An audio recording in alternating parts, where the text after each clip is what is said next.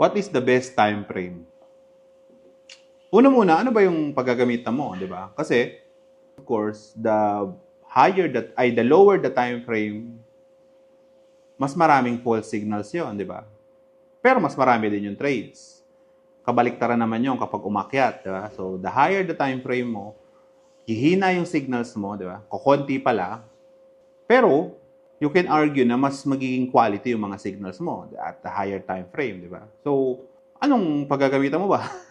Ano bang kailangan mo, di ba? What does your trading plan require, di ba? Kung ang required ng trading plan mo is to have a strategy, need ng 2 to 3 trades per day, di ba? Siyempre, hindi mo gagamitin na signals yung H4, di ba? Kasi wala yun.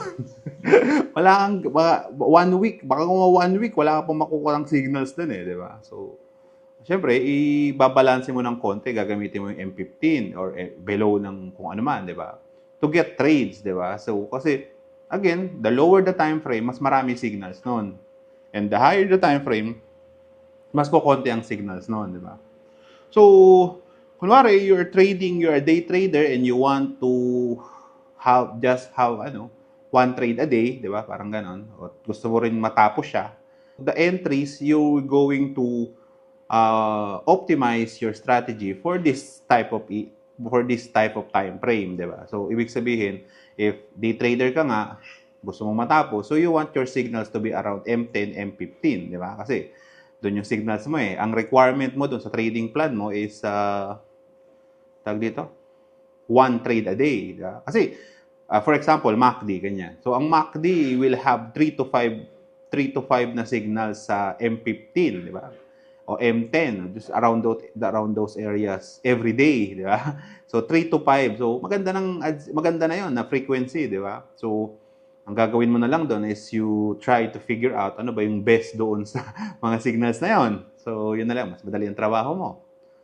Mas marami yun kapag bumaba ka. Pag bumaba ka ng M5, that will be around 5 to 8 signals per day, di ba?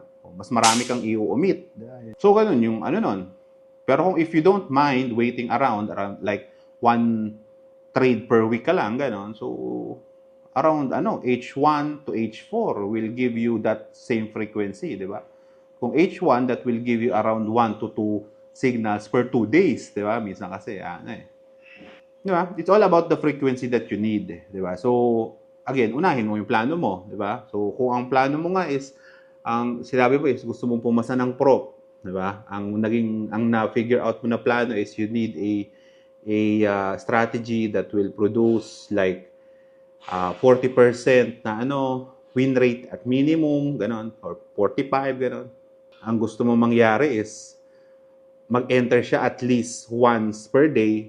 Kasi may target ka, di ba? So, yun yung mo. So, yun yung susundin mo, di ba? So, kung iba-backtest mo kasi, yung MACD, makikita mo naman eh, di ba? Makikita mo yung mga, kahit ano yung mo.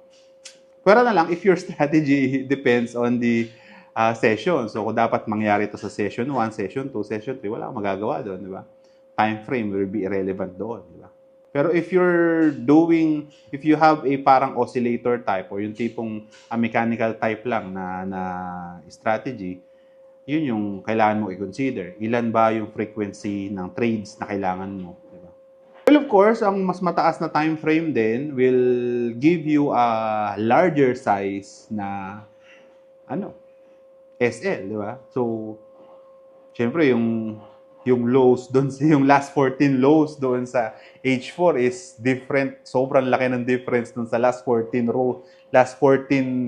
lows naman ng M5, di ba? Layo ng size noon, di ba? Ang layo nung magiging pagitan noon, di ba?